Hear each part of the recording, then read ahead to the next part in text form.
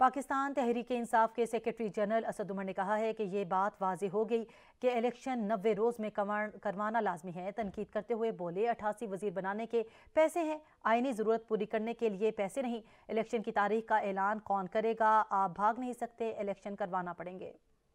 Finance ministry ने यह लिख के भेज दिया कि जी हमारे पास पैसे खत्म हो गए और 60 अरब रुपए मांग लिए इलेक्शन कमीशन ने।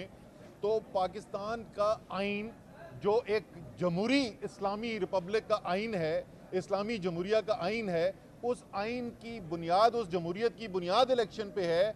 तो पाकिस्तान को पूरा निज़ाम हुकूमत की जो बुनियाद है वो कह रहे हैं उसके लिए हमारे पास 60 अरब रुपए ख़त्म हो गए, हमारे पास पैसे नहीं है। 88 वजीर बनाने के हमारे पास पैसे हैं, उनकी शाह खर्चियों के लिए हमारे पास पैसे हैं, हमारे पास बैरूनी दौरों के लिए पैसे हैं, लेकिन पाकिस्तान की आइन की बुनियादी ज़रूरत पैसा पूरा करने के लिए पैसे नहीं है।